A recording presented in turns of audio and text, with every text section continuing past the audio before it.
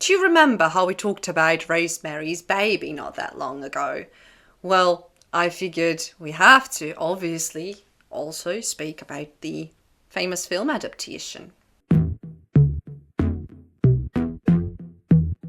1968 film, directed by Roman Polanski, follows the book pretty closely. It follows the plot, the dialogue, even the structure, unusually faithfully.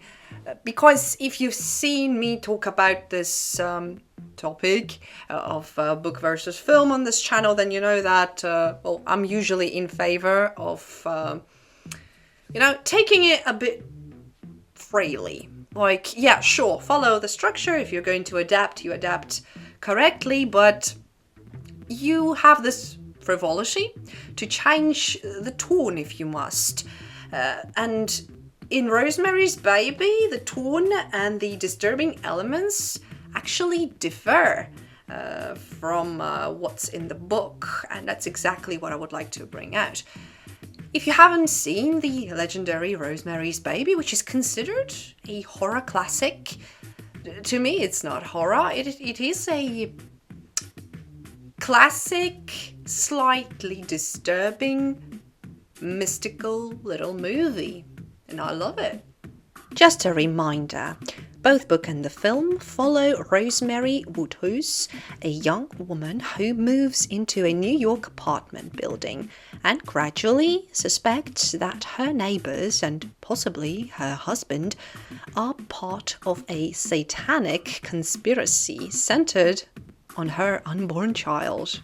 Now, because the film sticks closely to the book, most major disturbing scenes appear in both.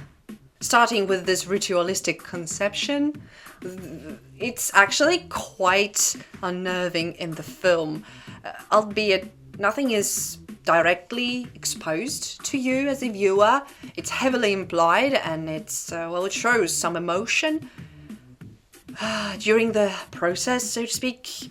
But it's genuinely disturbing. To me, it was. I did not like that scene, and despite the mystical elements, I think I've spoken about this in my original video about Rosemary's Baby, the link for which will be in the description below. Make sure to watch that and then come back here and we'll continue. Just put this mysticism and satanic cult aside for a second and you get yourself a pretty fucked up story.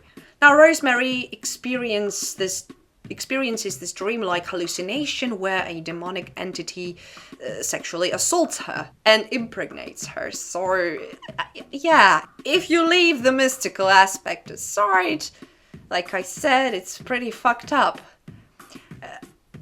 Cults, not just these days, but throughout time and space, that sounds so dramatic, they are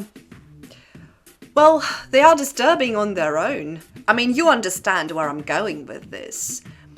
Young women, girls are being indoctrinated and, sexually abused and assaulted in cults half the time. So, again, I find this film and the book disturbing more so when I ignore the demonic aspect, the religious aspect completely.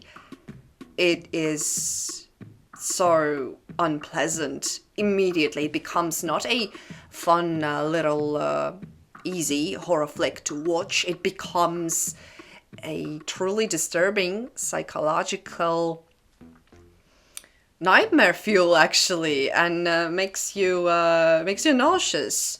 Because Rosemary is so vulnerable and she trusts in her husband, and him doing what he did in this book and film, unpleasantries all over. In the movie, this scene becomes one of the most iconic horror sequences ever filmed.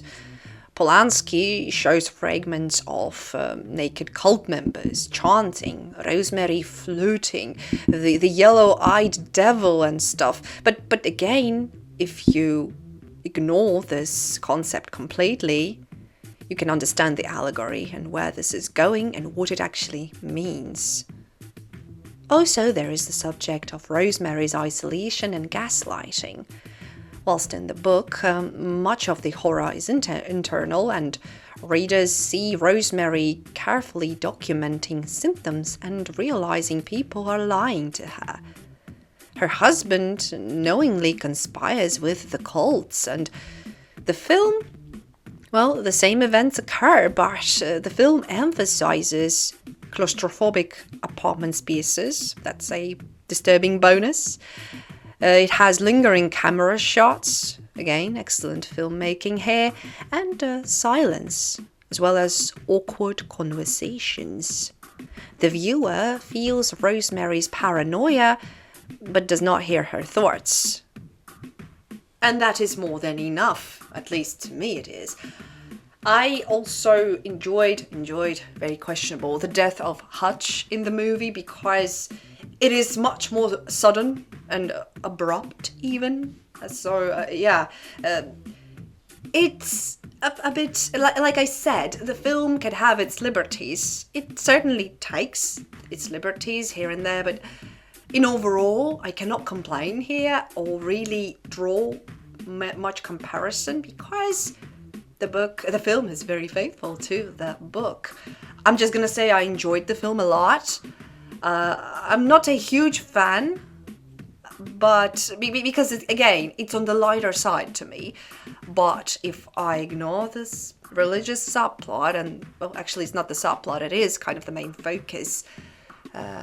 If you ignore that, it becomes significantly more disturbing. Also, with the ending, whilst in the book Rosemary slowly pieces together that her neighbors are witches and her husband traded her womb for acting success. Yeah, there's this. Yeah, I've spoken about it in my original video. Check it out. The film, well, again, the realization comes more suddenly, and I like it here. Because Rosemary is being naive and very, like I said, vulnerable and trusting, especially towards her husband. Albeit she does slowly start to suspect, still the realization hits hard in the end. And visual cues and ending emphasize dread rather than logic, which again makes for a good horror movie. Also, one big difference that I can point out is that the baby itself, I mean, it is titled Rosemary's Baby, right? In the film, the baby is never shown.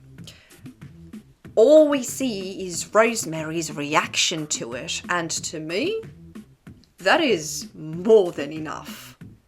More than enough, honest. And her scream, "What have you done to his eyes?" Well, that's, wow. The unseen horror makes this particular moment even more disturbing. So I think well done. Like I said, the movie's great. Check it out. It's not as much disturbing as it is just a good horror, like on a lighter side, more psychological than not. Of course, I would put it in the religious horror subgenre, which, if you remember me talking about The Exorcist and The Exorcism of Emily Rose and all of that, I think I've mentioned this. I find it genuinely creepy. And being an agnostic, well, I'm open to everything. Tell me, show me. And having a good imagination to boot, well, yeah, I find it a creepy film. But again, if you separate yourself from the religious and the supernatural aspects of the film, as well as the book, then the story becomes so much darker. I'll let you draw your own conclusions, and on that note, I would like to thank you all so much for watching. I'm in a wee bit of a rush, but nonetheless, thank you so much for watching. If you like unorthodox content, please consider giving this video a boost in the form of an erect thumb, and make sure to subscribe for more. We are developing, we are growing. Next time I'll see you in the disturbing fairy tale origins. We're gonna take a look at Little Red Riding Hood for once. Oh boy. Take good care of yourselves and your loved ones, and I shall see you all pretty soon. Goodbye.